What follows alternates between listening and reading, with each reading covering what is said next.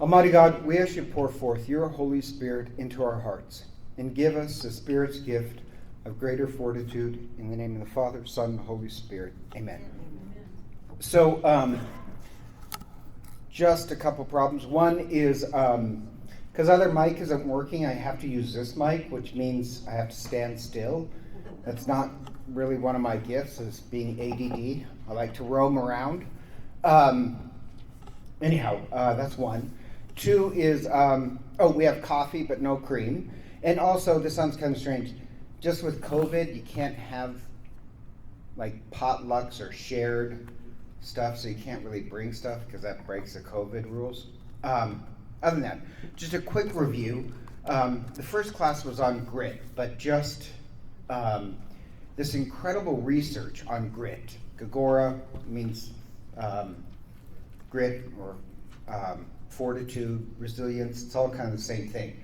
But it's absolutely amazing. Quick review is you become more resourceful and gritty with failure. So that's a really odd part. And with grit, you have more successful marriages, more academic success, more business success. Like one of the great gifts you want to give is grit. And so to become more gritty, you need, quote unquote, constructive difficulties, which cracks me up. That means failure and sacrifice. But you both want to push your kids and be able to push yourself. So this second class is not on the power of grit. It's really more on how we can grow grit. And believe it or not, you can actually change your children's grit score. Remember, there's this test on grit, and it does kind of predict who's going to be successful. You always think it's going to be math or intelligence or talent, but it's actually grit. And it's helpful to know that grit, like any muscle, can either increase or decrease. And Angela Duckworthy reports that older generations tend to have more grit than the younger generations, that they're losing their grit. If you read the Bible, you can say that the people of God become a people of grit. Because just think about like the Exodus story. Who did God choose to send his message? He chose freed slaves who had grit and determination more than any other nation. They had nothing. Every time God calls a prophet, whether it's from Ruth to Moses, they all had grit. Moses has grit because he had a speech impediment. I don't know if you read the Bible, but he either stutters, has some speech impediment. They all have some problem that makes them great. Or if you look at the history of the United States, like Roosevelt, without polio, maybe he wouldn't have been such a great leader. The other, Teddy Roosevelt, he was very sickly as a child, but it gave him determination. If you look in the Bible, if you look in history, all the great people who succeed because they had grit. And they had grit because they had some sort of hardship. But then when the people of God enter the promised land, God blesses them with a lot of prosperity. And the odd part is with prosperity, they become, quote unquote, as the prophet says, fat cows that then depend upon slaves and servants to do everything for them. And it's just amazing, even in the Bible, just how one generation can learn grit and one generation can lose grit. So if you doubt that you can't lose grit or learn grit, this sounds kind of strange, but there's a woman who I worked with who was terrible at showing up late. Whenever it was her shift, she always showed up late. And then the boss said, listen, the next time you show up late, you will be fired. Suddenly, she had the grit to show up on time. It just proves you can learn grit. And so, like Angela Duckworthy says that if you're a teacher should teach this idea that consequences are more important than affirmation. I just think that's really kind of strange. Like, you want to make sure children are loved, but you also want to make sure that children have consequences. So ultimately, it is their choice. So I put this class into kind of three categories. One is the ingredients for grit. The second part is going to be the practices of grit. And the third part is the culture of grit. And in Angela Duckworthy's interviews, successful people, she found one of the things that's needed is passion. So that's the first ingredient, is passion. Passion is nowhere as important as consistency over time.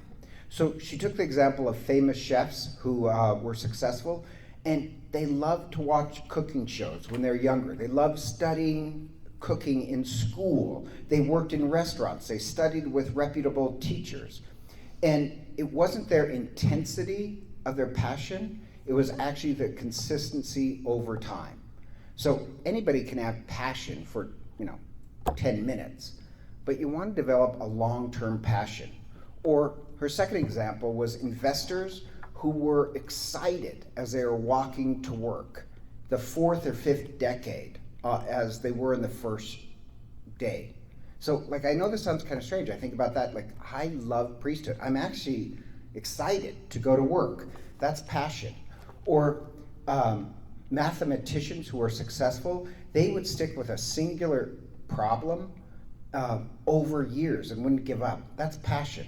Passion is not emotionalism, because the modern world teaches that you just become emotional.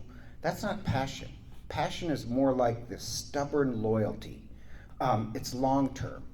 Or the pitcher, Tom Seavers, who just died, anyhow, he's a 1992 Hall of Fame, and I like this. He said, I tried to become the best I could, year after year, week after week. Pitching determined everything. What I ate when I'd go to bed, how and what I would do when I'm awake. If it meant coming to Florida to practice and not going out to tan, because if I get a sunburn, I won't be able to pitch, I always wear a shirt. If it means petting a dog with my left hand, I'll do it. If it means in the winter that I eat cottage cheese rather than cookies to keep my weight down, I eat cottage cheese. So just that quote, his life is described in some sense as grim, but that's not how he describes it, having to eat cottage cheese. He described it as passion. Passion is a type of loyalty to a goal in life. And so passion is part of the important ingredients of grit. And grit, as I said, leads to happiness. You will never get to happiness unless you develop grit. And Seaver says all those sacrifices he made to pitch made me happy. So the worst advice you can give graduates, because you hear it every year at commencement speeches, is, follow your passion. It leads to a problem of jumping from one thing to another, and you never really have any passion for a singular thing. It's bad advice because you want them to find their passion, that's true, but it's not like it works at love at first sight. It's something that you invest yourself over time, and then passion turns to grit. The second ingredient is purpose. In purpose, there's this myth that explains it, that purpose means you have a sense of your life having meaning. And the myth goes like this. There's 3 bricklayers, and the first one said, I'm laying brick. The second one said, I'm building a wall. And the third one said, I'm building the house of God. Both of them were all 3 of them were constructing a cathedral, but the third one, saying, I'm building the house of God, that's purpose. And purpose is one of the effects of grit. So people who develop grit are more likely to see their job as a vocation rather than just earning a paycheck. Those who describe their job as a calling feel more joy. But the trick is, you have to have a sense of purpose to have grit, and grit leads to joy. So those who feel that their job is a calling, they actually miss a third of less work than other employees. And I was talking to one of our parishioners who's a retired school teacher. She's happy to be retired, but I was impressed when she said, teaching was my vocation. I really think God meant me to be a teacher. I loved all the work that was involved in teaching. I wanted my class to become better and better and better. I loved when she said that because that shows purpose. We want to teach our kids that this sense of purpose. And there's a study of 900 zookeepers. Now, what's odd, zookeepers make kind of low wage. And those who saw it as a calling volunteered more unpaid hours, missed less work, and they felt like they were making the world a better place. That the job had this sense of moral duty. We want to teach our kids that, yeah, their life has purpose. And so one more story from history is that the King of France at one time had this way of trying to humiliate people. And one of his advisors, the king got ticked off at, and just to publicly denigrate him, he made him a garbage collector in the city of Paris. And the odd thing is, the guy considered it, he took the job serious. And he was such a great garbage collector that after a couple of years, the city of Paris threw him a celebration. Even collecting garbage can be done where people are grateful. And this is going off on a different tangent. Did you see the report last night of the garbage collectors who were dancing? Oh, it's hilarious. Go on YouTube. Did you see it? I loved it. Like, there's somewhere back east, one of those eastern towns. God knows what those are called. But there are these garbage directors that would play loud music, and they're, as everybody else is depressed and having COVID and all this other stuff, they're dancing. Like, even garbage collecting done with passion and purpose can be meaningful. And it shows that grit and a sense of purpose in every job can be important. Another story. Angela Duckworthy has this interview with a transit engineer who loves his job. Always shows up, put in overtime. And he says, I just took the job right out of college just to earn a paycheck. But over time, I fell in love with it. And so he spends extra work. He does the best possible work. So yeah, it wasn't love at first sight, but he developed passion, and passion led to grit. And this passion and purpose, grit always wins. So instead of find your passion, how about this? Find your passion or get passion, and then you'll find the job, and you'll fall in love with your job. With grit, that can develop. But if our kids are raised that if you get a job and you don't feel a lot of passion, switch to another job. That's the opposite way, where you expect the job to give you passion. What if you had passion before you got the job? You'll turn the job into this great purpose. That's part of what grit has. Like, I know this priest who, I hate to say this, he is like the laziest priest I've ever met in my life. And I've met some lazy ones. But we were chaplains in a hospital. And so you're assigned a certain ward. And then I realized, because nurses were complaining that, could you come to this ward because they need a chaplain? And I realized, where is this other, well, he wasn't a priest at the time, he was a deacon. Where is this deacon? How come he's never on the, and then I found him sleeping in the library in the hospital. It's like, oh, that's how he spends his days. And the only problem with that is that, wow, what a terrible way to live. Always playing this game of hiding, trying to get away with something. And it's sad because that priest really has no grit. It's this constant cat and mouse game for the rest of his life until he can retire. Any job would be incredibly difficult without grit. And so teaching our kids now, it may be hard, but we're going to give them happiness later. Teaching them purpose and grit now only leads to a happy life. And this part, she has a whole section on teaching kids that their life has a purpose. Do you know what we do in the Catholic Church for this? We confirm them. What is the sacrament of confirmation? It's celebrating. We pray over this child. We anoint this child that their life has a purpose. They are anointed as an instrument of God. They don't even have to know what the purpose is, but we do believe that their life does have a purpose. They have to believe that. So we literally have a sacrament around this idea of purpose. And purpose often leads to grit. So it's one of the important ingredients. The other one, oddly enough, is hope. That hope is not the end stage, it's part of every stage. So they found out people who test with greater hope also have greater grit. The two are connected. And for us, faith, hope, and love is important, but we just don't wish for hope. We actually pray for hope, faith, and love. I do this strange thing where I say 7 Hail Marys for different aspects of hope every day. I know I'm weird, but I do it for love too. You probably haven't seen any effect there, but people who test high on hope, I have to think what the 7 characteristics are. They enjoy competition. Like they want to have some difficulties. That's the odd part. They love it. Secondly, they test high on determination and grit. Thirdly, their highs are higher. They're happier. They're more satisfied in life. Fourthly, their lows, like the low part of life, is not as low as other people without hope. And this is one of my big ones. 5th is a lower sense of anxiety. 6th is they have a high tolerance for pain. They actually tested people out by giving them a test on hope and then give them a pain test. They have a higher threshold for pain if they have hope.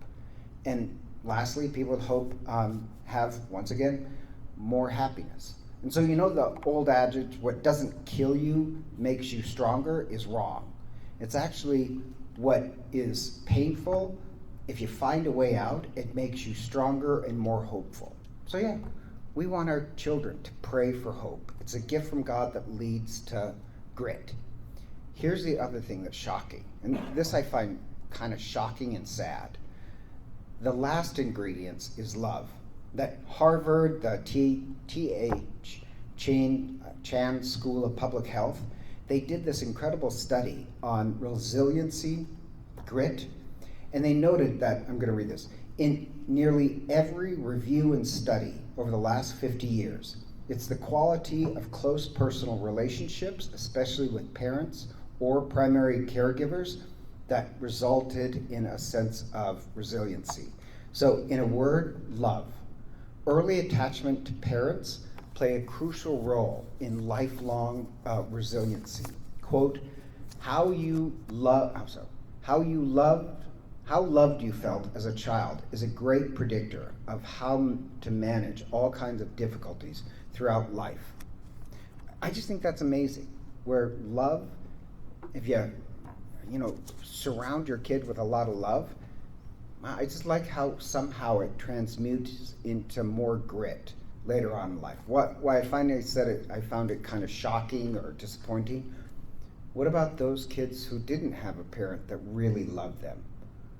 That is not just a handicap in childhood. That's something they're going to have to overcome later in life. So yeah, I want us to be tough on our kids, but I want them also to make sure that they feel incredibly loved. I was actually talking to a guy the other day whose dad was literally German, from Germany, and he said, my dad never, only in late in life did he give me a hug, not when we were kids. And he said, but I always knew that my dad would die for me. He loved us so much. But he was German. He didn't believe in hugging or saying, I love you. And this is the amazing part. He only started to say, I love you and hug you late in life because of basically these Italians, like a real Italian, who'd be, this other Italian father, when his kids came home, he would hug them and kiss them, and he had 3 boys, and somehow that rubbed off on the German father. But I just love how, love results in long-term grit. And here's the last one. Now, this one was a study, remember, from Harvard. They're not religious, and I personally think they're apprehensive about speaking about religion. But I think this is interesting. It said it highlighted the characteristic of a moral compass, religious or spiritual beliefs, as being one of the great factors in developing grit. That those who practice meditation regularly so that they don't dwell on the negative tend to be more gritty. Quote, Highly resilient people have a solid sense of what they consider right and wrong and tend to be guided by their decisions. So the most resilient among us generally don't dwell on negative things, they dwell on opportunities. So I just want to list these. They have a belief in something greater than themselves. That's how they phrased it. That means God. This is often through religious or spiritual practices. They have a community support that comes from being part of religion that enhances resiliency. They're altruistic. They have concern for others and a degree of selflessness. They are often dedicated to causes they find meaningful and gives them purpose. They have a social support system with others. And I like this quote, very few resilient people go it alone. You know what you call those things when you add up a sense of belief in something greater than yourself, a community with altruistic beliefs and a moral code? We call that religion. They just didn't want to phrase it that way. But I just think that's kind of interesting. Couple important things if we want to create children with grit, passion, purpose, hope, faith, religion. That's part of the ingredients. So, any questions there before I move on to practices? Any objections? Okay, well, good. I just think you may be afraid. So, a couple practices that we can do, especially with our kids, because I'm looking at our kids. And one, this sounds strange, is practice accepting failure. That's an odd one. You want your kids to fail. I know that sounds kind of strange, but it gives them the courage to try again and again and again. You want them to fail, so they have to get up and try again. The danger of snowplower parents, where they push all problems away, is that they never develop grit. You want them to be able to take a chance. And I told this story before, there's this nativity play, we do it anyhow. And the three wise men come in bearing gold, frankincense, and myrrh. And the kid bringing the frankincense, when he brings it to baby Jesus, he says, "Frank sent this." And I just find it so funny, but I love the fact that he's just willing to take a go at it and be unafraid. Not being afraid of failure is one of the courses that you need to take to graduate in the School of Grit. So you want your kids not really to fail, I misphrase that. You want them to be unafraid of failing. The worst thing in life is not being afraid of failure. The worst thing in life is being afraid to take a chance. Afraid of losing mean they won't pick themselves up again. So I know this sounds kind of strange. It's important to have your kids fall. And I mentioned this, I never even understood as a kid, my mother loves the Stations of the Cross. Why does Jesus fall 3 times? If he's Jesus and God, wouldn't it have been a better story that they couldn't bring him down? Do you know what I mean? Wouldn't that have been a better story? No. The best story to teach us is that when you fall, you pick yourself up again. That's the 3 falls. So what impedes us empowers us. Now that's actually a line from Marcus Aurelius. What impedes us empowers us. Activity, you have to activate that you're not always going to win, but I will try again and again and again. And so people who've been raised with grit see failure as just the need to try again. They don't see failure as an indictment against their self-esteem. Does that make sense? But if you raise your kid, and I spoke about this last time, if you raise your kid to be one of these fragile perfects, as Angela Duckworthy says, where you gave them the private tutor and the private coach so that they'd always not ever have to fail, you've actually handicapped your kid, because when they get in the real world, they'll just expect, well, I always win. I always get a good grade. You want to help them when they fail, that they get determination. So kids try harder and harder things, not safer and safer things. kids should be challenged to see hard things as giving them this secret gift of grit. Kids may want to do easy things, like texting is easy, but it's not challenging. Learning ballet or sports are challenging, but it's not easy. So you want to make them the hero of their own story. And the hero is not somebody who always wins. You teach them the hero is the one who gets up again and again to face difficulty. And think about this. In all the great literature, the hero is the one who initially fails. Hercules, Odysseus, Star Wars, the human story is not that we have endured difficulty, but that we just endured some trouble for a small time. It's that difficulty made us the hero. So it's the big bad wolf in the story that makes us the hero. The wolf is either cancer or death or bad grades or COVID, but it makes us the hero. So as a parent, you don't want to banish the wolf. You want your children, so people try and banish the wolf by hiding all difficulties from their kids. You want them to learn how to tackle the wolf. Does that make sense? So anyhow, 100 years ago, the famous psychologist, philosopher, William James said, and I like this, life is in the transition as much as the terms. Meaning it's these times of COVID, pandemic, of trouble, of difficulty, of depression, that really struggling and leaning in, the inconveniences where we gain the strength of life.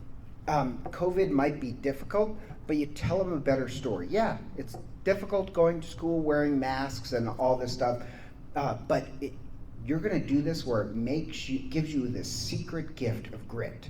So when COVID is long gone, your children, our children, are actually tougher and grittier. It gets them to happiness. Don't let COVID go by without making us better people. So, yeah, we want to teach them how to do that. The second, and that's a practice. You look for those opportunities. The second practice is, I like this phrase, the mundanity of excellence. And that's from this study by Don Chandlis, and it was a study on competitive swimmers. And he titled it like mundane, the mundanity of excellence. And the title encapsulates this major conclusion that the most dazzling human achievements are actually an aggregate of countless individual acts that in themselves are ordinary and boring.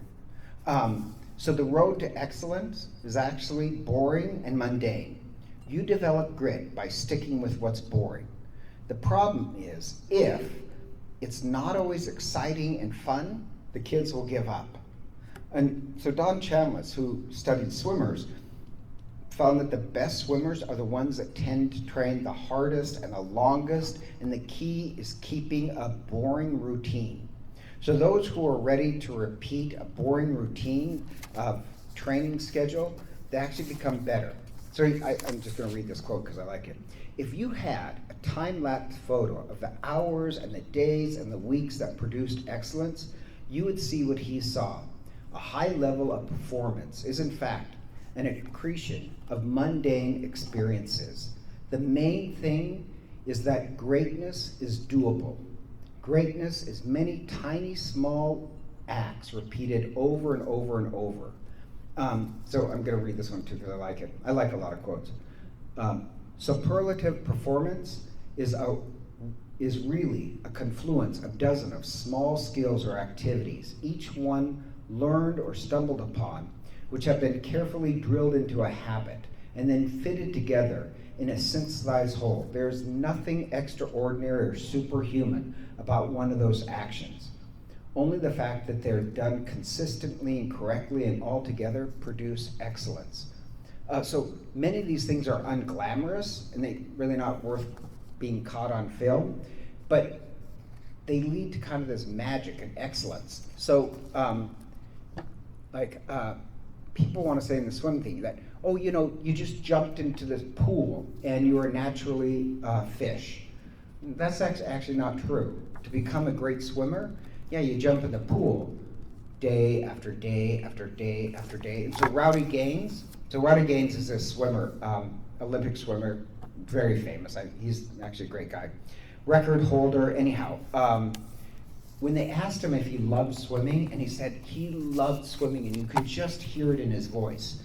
But then he said, well, I love swimming, but the practice, waking up at 4 a.m, walking in the dark, in the cold, in a bathing suit, then jumping in the pool and pushing yourself physically to the point of pain is not fun. But I love swimming.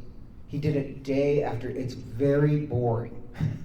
It's those accumulation of mundane experiences. You just keep practicing and practicing. Or Tom Severs, the pitcher, said he had to do a lot of boring things, like not getting a tan, petting a dog with the opposite pitching hand, just to get excellence.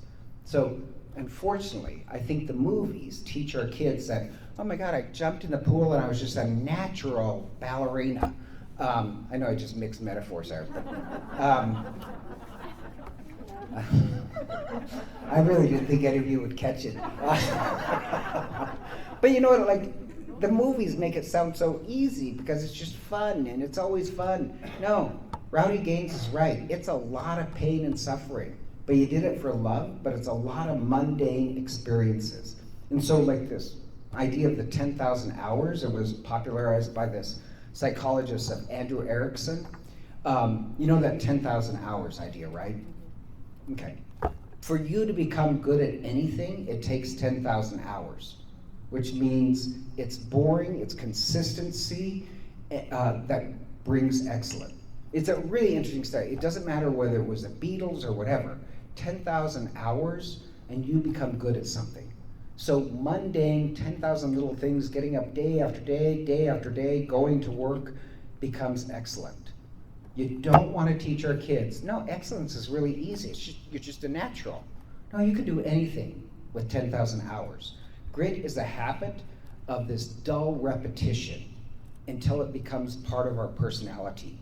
So yeah, you teach our kids to have grit through very mundane things. Now I'm going to go off on a slight tangent.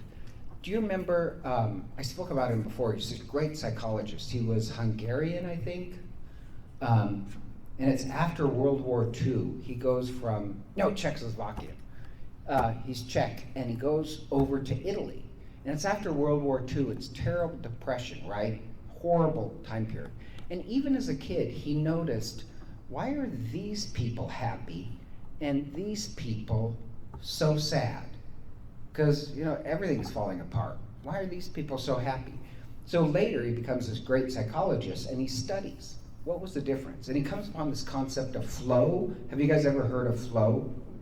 Oh, it's this great concept where it's really you can actually hook people up to a machine. And like an archery, I'll just use an example, might be nervous before the competition, but suddenly everything comes into focus, and that's flow. Like suddenly time stops and you just are focused. Does that make sense? Mm-hmm. And he studied what he called flow.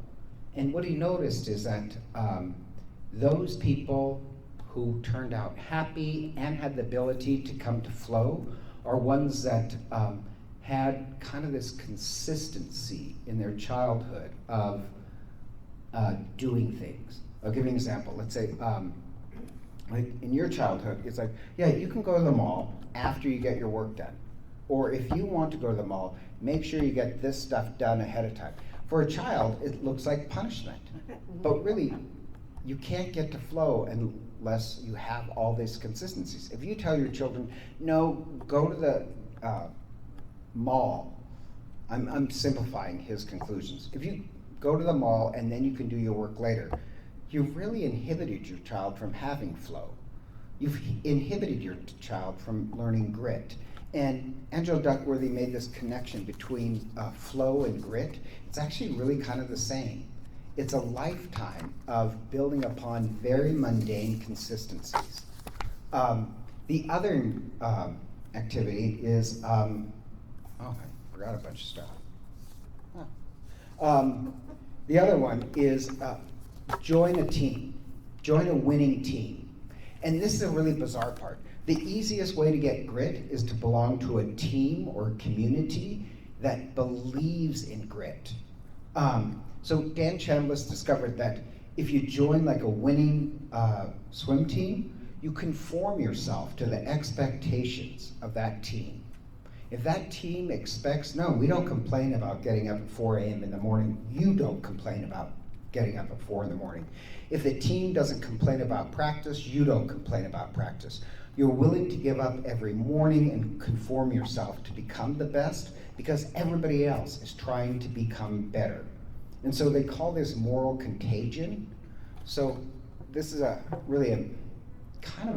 think about this, it's kind of a surprising topic. If we're a community and this much of the community really thinks like narcissism is the way to be, I have to promote my selfies constantly. You get more selfish people, and even those people, it affects you. If a community decides, no, like, it doesn't matter, humble, they've actually done studies on humility. If this team, if the majority of the team believes in humility, then it's a moral contagion. Everybody, you conform yourself to it naturally. So if the team believes in grit, the team believes that we don't complain, we push ourselves ahead, then there's less complaining. I actually found that I was a manager of a fraternity at the U of I, and I realized, this sounds really, I always hired a really good cook because if the food is good, they'll put up with anything. If the food is bad, they start complaining. And the problem is they don't all start complaining. You just need a certain percentage of people complaining, and then they start complaining about the toilet paper and this and that and that. Like, it's infectious. In the same way they found out with moral contagion, vices are infectious. Like, you may not have a drinking problem, but if everybody else is drinking wildly, it will affect everybody in your family. Does that make sense? So grit is the same way. So he said one of the easiest way is join a team that believes in excellence. Join a sport, but make sure they join a team that believes in excellence and grit. That's a great school for learning grit. So, oh, yes? I think I have a question. Okay, going back to the swimmers and all that they have to do, get up at 4 o'clock and practice until it gets paid. I think those are fewer than the people who gets up and swims to the enjoyment of it and don't have that level of wanting to be the best. So Mary thinks that it's a smaller amount of people that actually swim for excellence. Most people do it for pleasure. Well, that's true.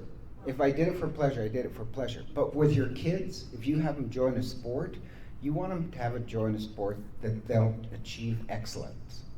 And that's part of the culture of building a culture of grit. Like, you should be able to do things that are relaxing and fun, but you also want to have your kids say, no, this is not about fun. This is about excellence. You know, if you want to have fun, you can do it after you get your work done. Okay, so building a culture of grit, and that's really what I kind of want to do here at Holy Apostles. I want fortitude, determination to be something our kids get as part of our culture. And culture over time powerfully shapes our identity. If grit is prized among our culture, then internally other people pick it up. Our children will pick it up. If a culture teaches you that life should not be easy, you have a way of internalizing it. Not that life is horrible, but no, life wasn't meant to be easy. If a culture teaches you, no, life is meant to be easy, and if you're having any difficulty, then you're the victim. You're not teaching grit.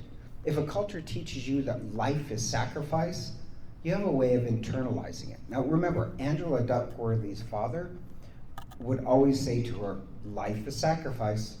And just like, I know that sounds kind of strange, but growing up, do you know how many times, I never thought about this, kids complain, well, why can't I have that? Because life is sacrifice.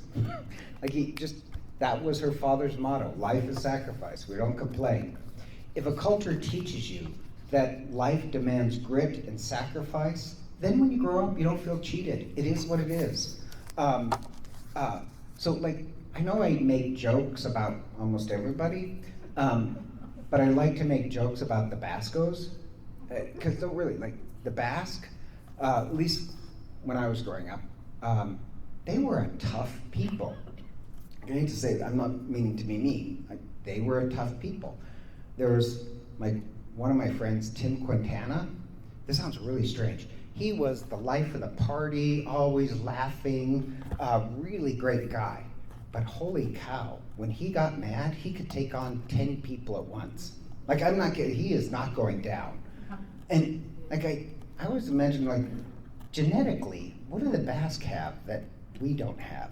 Or there's this guy, his name was Len, and I can't remember his last name. No, not Glenn Miller.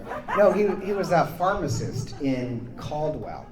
And he was like 50 years old. No, I was a priest in Caldwell for 1 year. He was like 50 years old. He was a Basco. And some people jumped him at night. These young men jumped him at night. They jumped the wrong guy.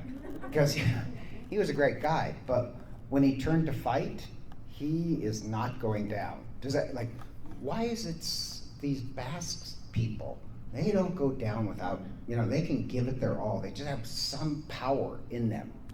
Well, now I know. It's actually it's culture. If you grow up in a culture of grit, that you just don't give up, it doesn't matter how hard it is, you don't give up, that's grit. That's what a culture can do to you. So the movies are modern pulpits and fairy tales.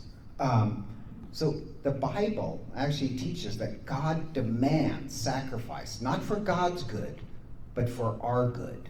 And yet, like, we sacrifice because it makes us better human beings. God doesn't need it. He says that. I need you to do this. But if you read televangelists, they'll say, oh no, Christ, seriously, one main televangelist very famously said, no, Christ suffered on the cross so we would never have to suffer. And Catholics would say, no, Christ suffered on the cross to show us. No, we must take the way of the cross and die to our selfishness. Or still talking about a culture of grit. It was a weird, I took this flight once. I was coming home, and on the plane back to Boise, I sat next to this woman, but there's a seat in between. Frankly, I don't talk to people on planes because I'm too good for most people. Joking. Joking. Because I'm an introvert and I like to read. And this woman clearly had her reading material, but we started to talk, but it was so engaging. We talked the entire flight. And she was the wife of a Finnish ambassador. And like, just sometimes you meet somebody who you just click with. Does that mean, I just found her endlessly fascinating.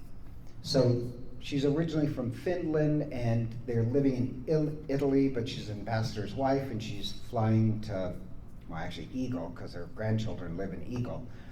And we're talking, and I said, well, just curious, what was it like growing up in Finland? Because that's just so much different than Boise. And she said, we're a Nordic people. I just thought that was funny. We're a Nordic people. We're not like the Italians. The Italians, they express their emotions all the time. And she joked, he says, when a Finnish man marries his wife, he tells her the day they get married that he loves her, and after that, that's it. I told you once. The Italians are always doing it. Which I just thought was funny. But she said, and then she got serious, and she said, I grew up in a time period where, I don't know if you know this, but it snows a lot in Finland. And they have this concept called seesaw. It's our concept of grit. But seesaw means determination, and you don't complain. Yeah, you have to ride your bike in the snow. Yeah, there's a blizzard outside, but she said they didn't have snow days in Finland. You were just expected to trudge through the snow, and your parents aren't giving you rides to school. You walk, you just get up earlier and you walk. And she said, our whole society was that way. And it was kind of interesting to listen to her, and she was classy and gracious, and she said our whole society was that way, that nobody expected life to be easy. And she says, I've been around the world. I've lived in China and Italy and everywhere. And all throughout the world has become flat. Chinese teenagers are just like American teenagers because the media is so powerful. And she said she worries about her grandchildren because her grandchildren don't have seesaw. You know, it's like, well, you want me to walk to school in these shoes? You know, like when she was growing up, no, you never complained. And she loves her grandchildren. And she was bringing them books. And she says, you know, they expect everything to be easy. Why read a book when you can just watch the movie instead of reading? And I think she's kind of right, that you have to create this family/culture, parish, where we prize grit. It's stubborn determination. We want it part of our culture. Now, they have found, and I'll mention this, the downside of grit. Have you ever thought that there could be a downside to grit? And you know what it is? Stubbornness. Is that sometimes people who also test high on grit will do illogically rational things and just keep going. They will not give up when they should give up, which we can go on stories on that, right? So any virtue taken too far is dangerous. But I don't think we have to worry about taking grit too far in our culture. I think we need grit. Like I think they took this intelligence test with people who test high on grit, and the problem is it's a time test. So if you spend too much time on one problem, it actually lowers your score because you just want to answer as super fast as possible. You don't really care about accuracy, you care about speed. Does that make sense? I hate to tell you this, the LSAT exam is that way, which is terrible because the lawyers we get are deep thinkers, they're just quick thinkers. And people who test high on grit are terrible at those tests because they'll spend too much time trying to solve the right problem rather than just get the work done. Does that make sense?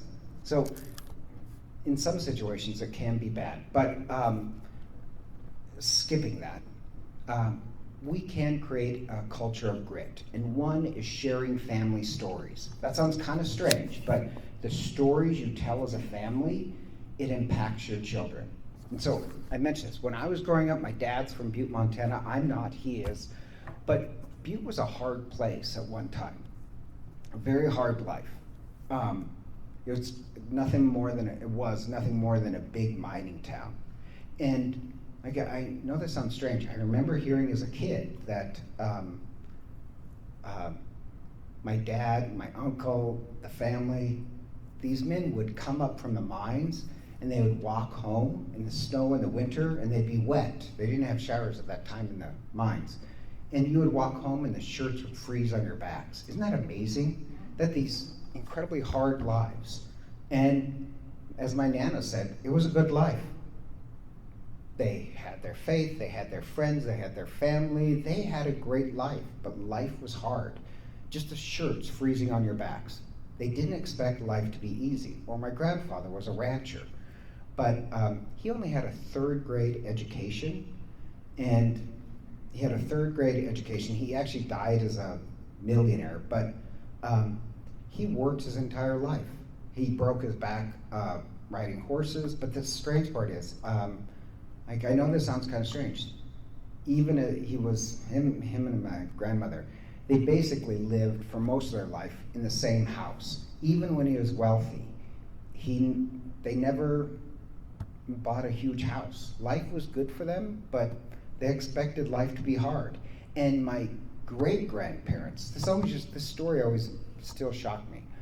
Because I asked my mother once, I said, well, what did Veronica and her husband do in retirement? And my mother said, there's no such thing as retirement in those age.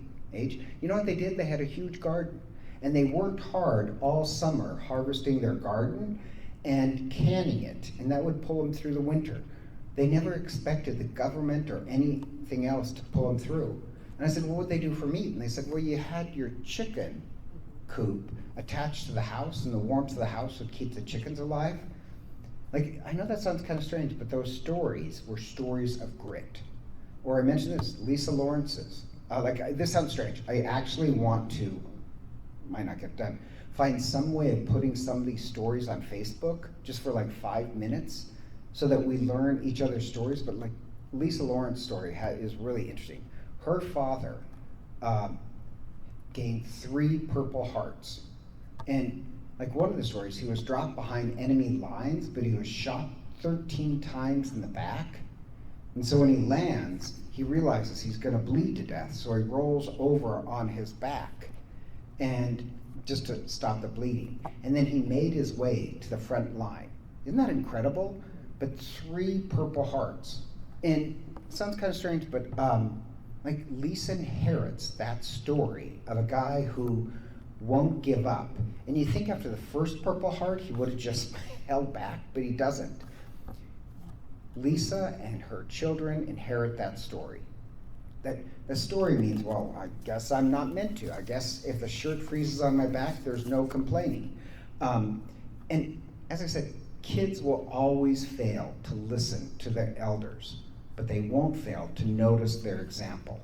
So like Lisa Lawrence and all this other stuff, it creates this culture of grit. So the homework is, tell your family story to your grandchildren and children. Say, this is what we expect in this family. We don't give up even if shot 13 times in the back. Does that make it, like, I actually, didn't work out, but I actually I have to look at the liturgical calendar. I kind of want to hold a Purple Heart Mass, not just for our Purple Hearts, but anybody whose parent was a Purple Heart. Not just to honor them, but I want our children to see, no, we don't give up. Does that make sense? I want to highlight people's family grit stories. So your homework is, tell your children. The other one is, and this sounds really strange, I never thought about this till Angela Duckworthy talked about this, that mottos are important. Mottos and maxims are important. So like Angela Duckworthy said, when she was growing up, her father would have said 100 times, life is sacrifice. You complain about something, life is sacrifice. And that kind of has an effect on her. Or here's a couple other ones, because I actually asked some parents to have mottos of their family during COVID. Just during COVID, come up with a family motto. And one was, this is actually, they stole it from Marcus Aurelius, but easy choices, hard life. Hard choices, easy life. This is from a soccer coach. Bad times can make you bitter or better. Again, that's a nice little mantra. Here's another one.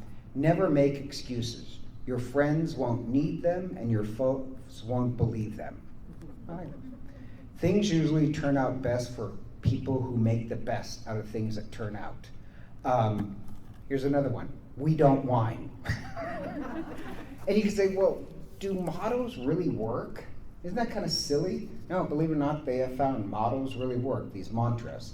And like Angela Duckworthy tells a story of Admiral Stockton, who is this, I would say Admiral, he gets shot down, and as he's coming down on his parachute, he realizes he's going to be captured. He actually was at the same camp with John McCain. And as he's coming down, he momentarily thinks about his family and everything he's going to lose, and then he thinks, I will not think of that. From this moment on, I think about the other soldiers in a concentration camp. And he came with the motto of US. And he doesn't mean USA. By US, he meant unity over self. So as he is coming down, he decides his motto is going to be US, unity over self. And the odd part is, when he goes to this concentration camp, many of the US prisoners would end up fighting each other for scraps of food and everything else. He comes down and he unifies the camp. And his motto is always US, unity over self. And people said it did strengthen them when they're in the camp to remember, oh no, we're in this together. We don't fight against each other. Unity over self. Or this Canadian politician, he's speaking, and this woman comes up and starts to scream kind of this Islamophobic hatred at him because he's He's actually Sikh. Now, Sikh is not Islam. It's a completely different religion, just as Catholic is not Mormon. But apparently she didn't understand that, anybody who's Eastern. But anyhow, so she starts to scream at him all this hatred. And he starts this mantra where he says, love and courage, love and courage. And he just keeps repeating that. And then the whole crowd starts to chant, love and courage. And he just said, that was our motto in our house, love and courage. Well, that's, when I read that, I was like, oh, that's a great, like he doesn't overreact in anger back at her and say, I'm not Muslim. He just starts to chant in his head, love and courage. Now, what if our kids grew up with a mantra? Think of a family motto. Now, I have to tell you, I'm a little disappointed because I asked my staff to come up with a motto, and now this is Lisa Lawrence's. This is the Lawrence's motto. It looks fancy because it's in Italian. Do you know what it says? Drink wine every day. I guess that's how the Lawrences are going to conquer COVID. But now, the problem is this. I actually have more to go, but not that much more to go. So would you mind if we did another adult ed? Okay. So it won't take too long, but I'm running out of time. So we'll do part 3 next time, but I know this sounds kind of strange. Number 1, create the ingredients for grit with our children. Show them tons of love, that they are fiercely loved. Have them pray for hope. You know, we're a people of hope. Teach them life is mundane. And excellence and mundane, boring, repetitive things you get up over and over and over is what leads to excellence. It's boring, but 10,000 hours and you become the best. Passion, I'm not really sure how you can teach them that, but they need it. And then the other one is purpose. That's very Catholic. We believe God says, I knitted you together in your mother's womb. I gave you a purpose. Our kids should have that sense. How about do some homework? Come up with a family motto just for COVID, and also be willing to share your family grit stories. They learn by example. Okay, I now have run out of time. But there is questions. So questions, opinions, objections. Anybody want drink wine every day? What did you think of a model for COVID? Think of a family motto. You can keep it the rest of your life. But like, I know this sounds kind of strange. My family had the motto, and our motto is, we come to the aid of those in need. Like, I know it's kind of goofy, but there's something kind of prideful about having a family shield and a family motto. But why not have a motto during grit? Like, what was her? Amelia Earhart's motto was, I'm going to mess this up. Find me. He said, find me. No, it's stick always forward or something like that. Okay, well, apparently, you're in the Navy. Why am I asking you? Anyhow, so we'll continue next week if it's possible. So, all right, God bless you.